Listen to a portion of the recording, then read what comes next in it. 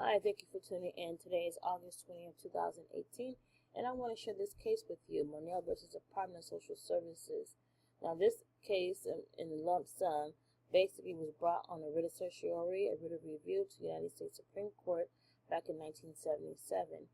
And the opinion was basically, or the question rather was, is a municipality immune from suit under the contents of 1983?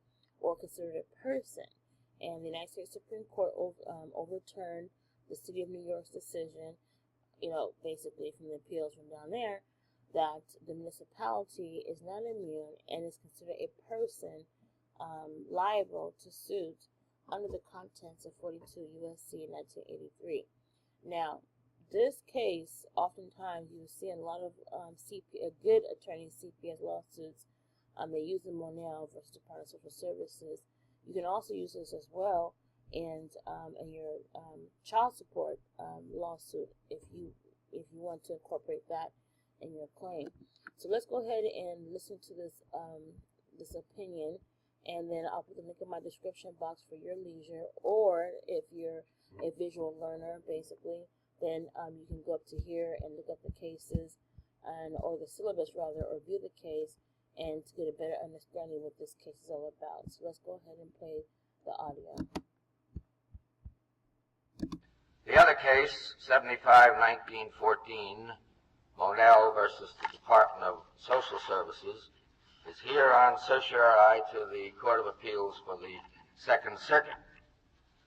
Section 1983 of 42 United States Code, which originated 107 years ago as Section 1 of the Civil Rights Act of 1871, makes liable in damages and to injunctive relief, and I quote, every person who under color of any statute, ordinance, regulation, custom, or usage of any state or territory subjects or causes to be subjected any citizen of the United States or other person within the jurisdiction thereof to the deprivation of any rights, privileges, or immunities secured by the Constitution and laws. Now, that remedy is available to any citizen injured in violation of its terms. In the words of its congressional sponsor in 1871, that act, quote, not only provides a civil remedy for persons whose former condition may have been that of slaves, but also to all people, for under color of state law, they or any of them may be deprived of rights to which they are entitled under the Constitution by reason and virtue of their national citizenship. And this case presents the question whether the remedy is available against school boards, municipalities, and other local government bodies, and the answer to that question turns on whether such local bodies are persons within the term every person made liable by the section. And this suit was brought by employees of the New York City Board of Education against the board, the City of New York, and various board and city officials sued in their official capacities. The District Court for the Southern District of New York, affirmed by the Court of Appeals for the Second Circuit, held that the employees' constitutional rights had indeed been violated by the board, by the city, and by the named officials, but nevertheless dismissed the employees' suit. The two courts held that the board and the city were not persons within the meaning of the term every person, and therefore were not suable under Section 1983. The two courts held further that although the individual officials were persons, the claims for damages against them must also be denied, because such damages would have ultimately to be paid by the City of New York, and therefore to allow damages against the officials would be to circumvent the holding that the city was not a person suable under the statute.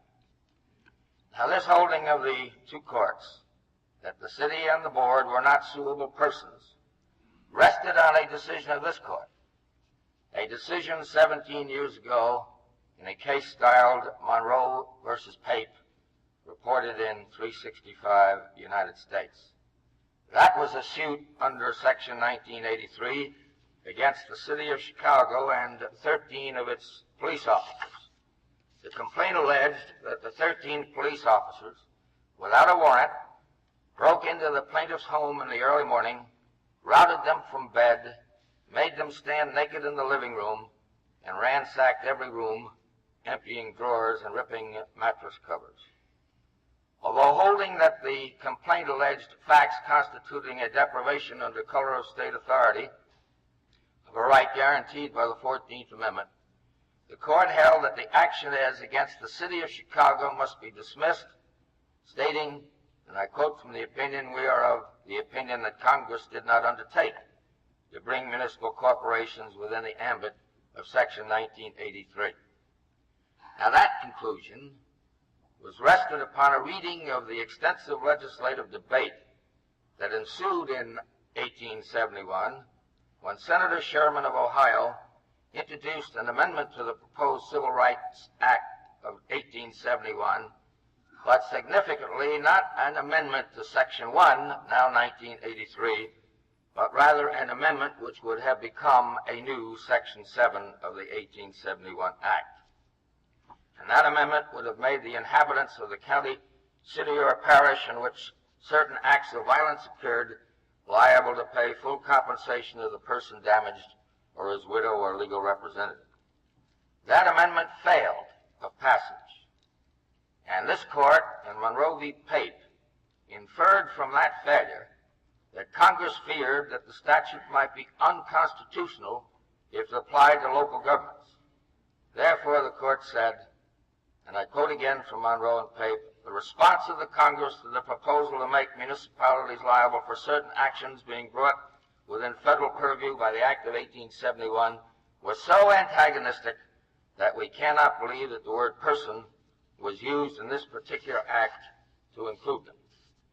Well, we have re-examined the debates over the 1871 Act and are satisfied that Monroe and Pape's holding that Congress excluded municipalities from the word person in Section 1, now Section 1983, was wrong.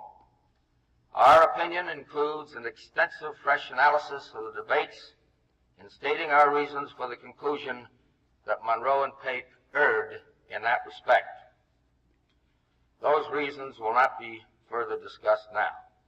Suffice it to say that our re-examination brings us to the conclusion that Congress in 1871 would not have thought Section 1 constitutionally infirm if it applied to local governments. Indeed, the history rather confirms that local governments were intended to be included among the persons to which Section 1983 applies. Accordingly, Monroe v. Pape is overruled insofar as it holds that local governments are not persons within the term every person in Section 1983. Local governing bodies and the local officials sued in their official capacities can therefore, we hold, be sued directly under Section 1983 for monetary, declaratory, and injunctive relief, and the judgment of the Court of Appeals is therefore reversed. But our opinion goes on to consider what must be proved to hold local governments and such officials liable. First, we hold that they cannot be held liable on a respondeat superior theory. That is, be held liable solely because the local government body employs the person who causes the plaintiff's harm. For example, a person injured when a city's trash truck, driven by a city employee on city business, runs him down, even intentionally, doesn't have a case against the city under Section 1983 merely because the driver was a city employee.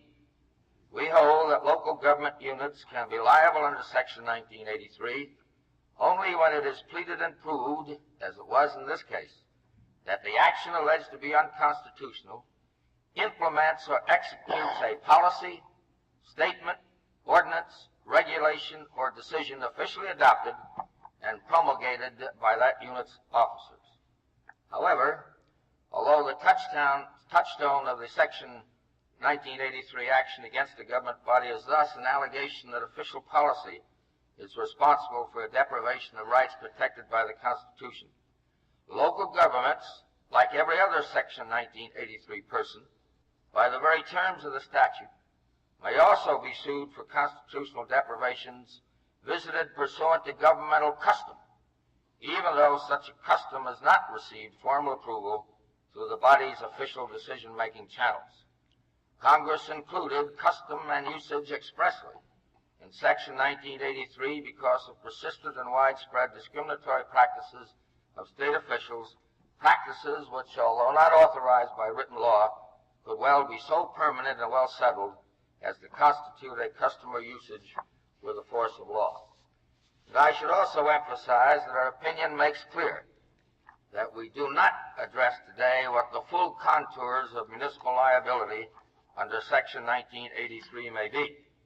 We have attempted only to sketch so much of the Section 1983 cause of action against local governments as is apparent from the history of the 1871 Act and our prior cases, and we expressly leave further development of this action to another day.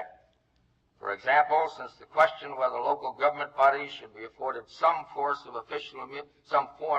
official immunity was not presented as a question to be decided in the petition in this case, and was not briefed by the parties nor addressed by the courts below, we express no views on the scope of any municipal immunity beyond holding that municipal bodies sued under Section 1983 are not entitled to an absolute immunity. That's necessarily so, lest today's decision that such bodies are subject to suit under Section 1983 be drained of meaning. Mr. Justice Stephen joins Parts 1, 3, and 5 of the Court's opinion and has filed a concurring opinion. Mr. Justice Rehnquist dissents, and joined by the Chief Justice, has filed a dissenting opinion. Thank you, Mr. Justice Brennan.